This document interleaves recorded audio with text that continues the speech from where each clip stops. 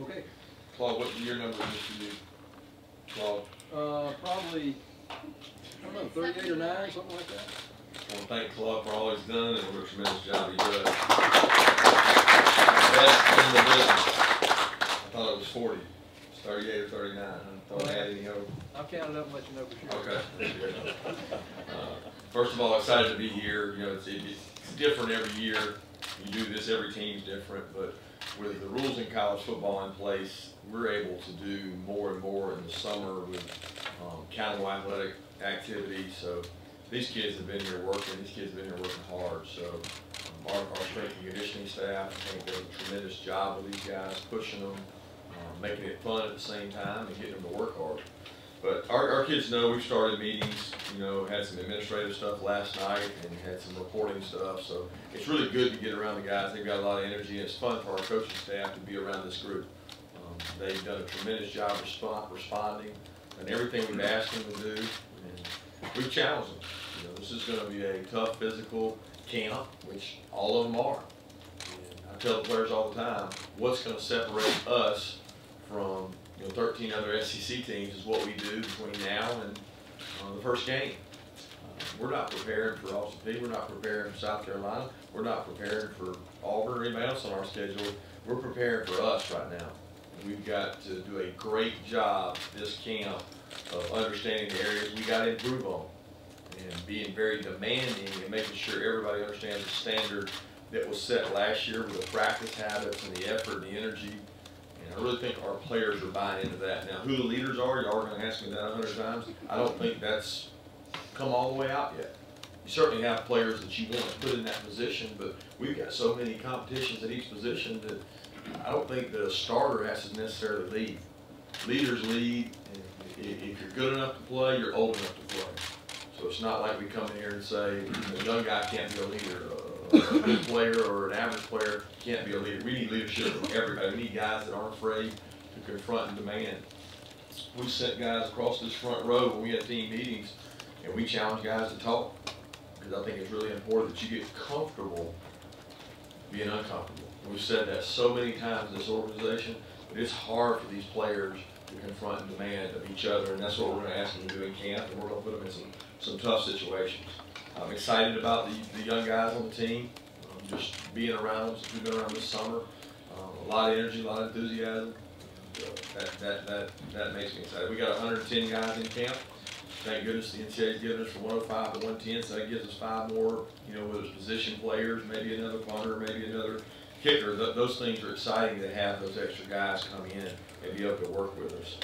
I'm going to update you guys on some injuries, because I'm sure you guys will ask about these guys and kind of where they are to hopefully answer some of your questions before their questions. But Jaden Hunter has a little bit of a hamstring, so he'll be a little limited. You'll see him out there, he'll work, but he's not going to be able to do everything 100%, and we hope to get him back soon and have him work with us. Zamir will be full go with a protective brace. He'll have his brace on, but we'll just have to monitor his volume. But he's not going to be limited in any way. He should be able to do all drills, and he's just gaining confidence on that thing on his knee, but the brace was helping with that. Aziz, we know, underwent surgery in all season. He's doing well. He's cleared for everything but contact. As of now, he won't have true contact, but as far as you guys see an individual to be cleared to do everything. Devon's actually progressing really well. He'll be able to work into practice as the season progresses. We're excited about the progress he's made. He's a really competitive guy and wants to jump out there and do everything he can. D'Angelo Gibbs is fully cleared with his shoulder, so he's able to do everything. Terry Godwin's got a little bit of a minor issue with his left knee. It's small, it's minor. He'll be limited, but I know you guys will make a big deal out of it. And everyone is putting out a message right now about it, I'm sure. But he's fine. He just won't be able to do Indians and things today. We're going to hold him out of that. And then Jake, he's healing really well. He'll have a splint on when you're out there, but it's just a precautionary splint. You probably wouldn't even notice it if you weren't zooming in on it from 100 yards away trying to get a picture of it. But he's fine. He'll be able to do everything we need him to do. So with that, I'll open it up for questions. Raise your hand if you have a question. The coach just kind of follow up on Zamir White a little bit. This is his road recovery. We saw that in spring. It looked like he was already doing some things maybe caught some folks off guard, just how we kind of went through this whole process, and he's fully clear to do everything right now. Yeah, he's fully clear to do everything right now. I mean, he's in a very similar situation to when I arrived with Nick Chubb. I mean, he went through spring, it kind of reminded me of Chubb, where, you know, y'all saw Nick out there doing things that first spring back. He was able to do some ball handling, do some things like that. That's kind of where Zamir's been. He did a very similar protocol to what Nick did, whether it was karate, did a lot of things getting on the ground on mats, learning to fall again, getting confidence in his knee. And that's been a big part of his rehab. I mean, if anything, at this point, I would say he's ahead of where Nick was his junior year, because he was his injury was not quite as significant as Nick's was at the time. So been very pleased with that. He understands things. He was able to get a lot of mental reps in the spring, but he's cleared and cleared to do everything. I think the big issue there is not necessarily cleared, it's what kind of volume can he handle. Can he handle 7,000 yards on our GPS at practice? I don't know. We've got to monitor that and see where he hits each day and make sure we bring him back at the right pace. Coach, what will be y'all's approach to the redshirt rule and handling, like candidates like Zamir might be held out for, under 4 games? Yeah, I keep hearing the question, and I keep hearing other coaches answer it, everybody answer it. I really don't think that it's that hard. If a player can help you win, there's no strategic advantage to it. The advantage is if you get to the end of the season and you're depleted in an area, it gives you the luxury of playing the kid and keeping his red shirt. But I think a lot of people don't study the end game. The end game is all these kids' senior year. So if a kid plays the last 4 games, let's say he plays all 4 of those games, and then we say we're going to redshirt. And then the next, he still has 4 years of eligibility, right? I think after his 3rd year of that eligibility, he will have been here 4 years. The guy's going to have graduated, hopefully, have an opportunity to go to the NFL, or maybe if he's not good enough to play or he's been surpassed, he may be looking to transfer or leave. So I don't see many of these guys playing 4 games and then play in 4 years. Because if you look right now, how many players are here 5 years, it doesn't happen that often. It just gives you the luxury when you have injuries of being able to take advantage of those and say, you know what, this kid hasn't played, but we need him to play now, so he's going to come in the game and be able to play and not cost him a season. But most guys, after they've been here 4 years, been in the program 4 years, you're not seeing a lot of 5th-year seniors, at least not in our case, where that's a major factor. But we'll take it into consideration, and if guys can help us win, we believe in playing them. We don't sit here and say we're going to redshirt them and not redshirt them. Kirby, you mentioned you were excited about some of the young guys, the signees that are going to be on the practice field for the first time. Where do you think they might be able to help you, and how have you been able to recruit the next class with all that talent that's coming in terms of, sometimes guys don't want to go where there's young talent already there? Yeah, I don't know if that's true or not. I think that's a media perception, and obviously I think maybe other schools would use that and say that, but I mean, do you see what's going on in basketball right now?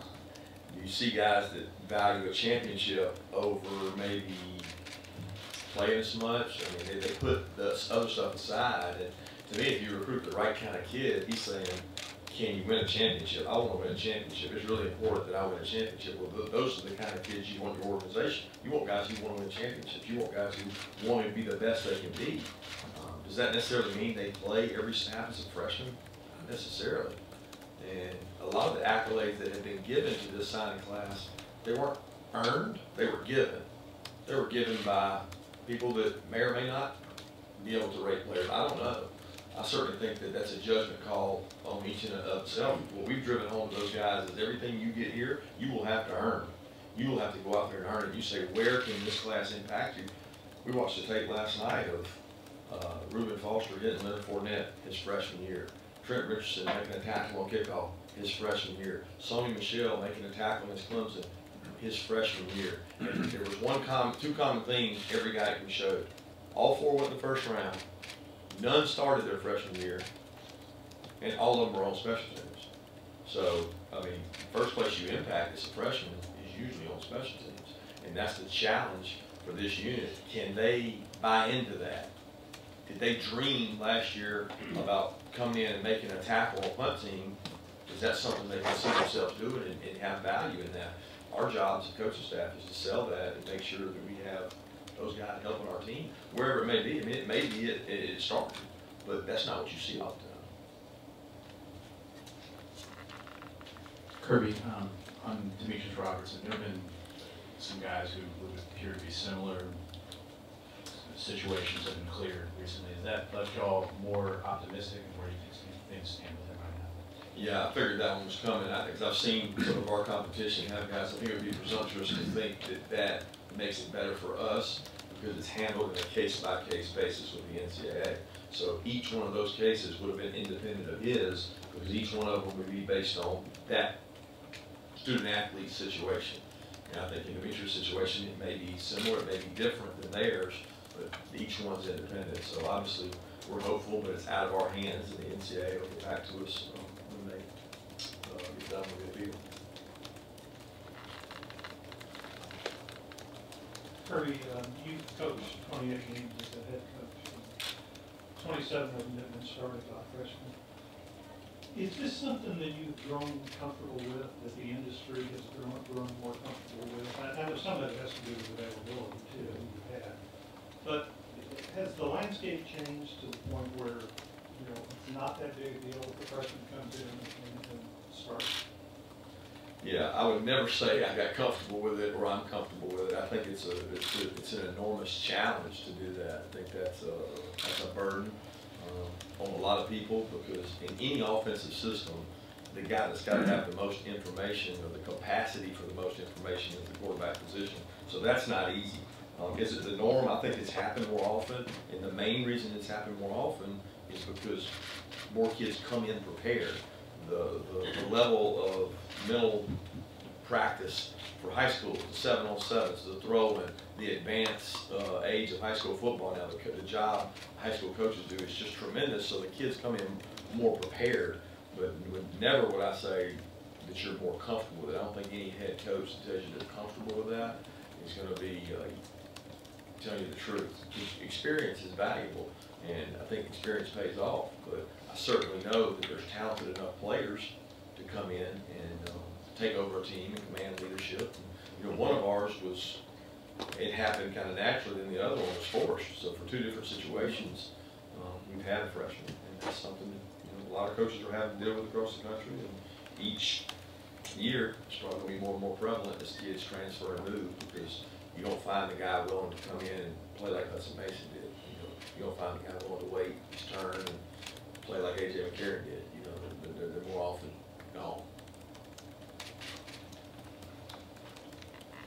Kirby, as you know, there's a pretty big story going up in Ohio State right now. I realize it's a different school, different conference, several states away, but when something like that happens, it's such a high-profile program. Does it cause you to sort of take a step back and maybe take an evaluation of things on your own campus and maybe examine safeguards, that sort of thing? Yeah, first of all, I think we do a tremendous job here of policies and procedures, of understanding what to do. And if you don't know, you ask. And that's one of the positions that, being a first-time head coach, first year, I think the education piece is so important.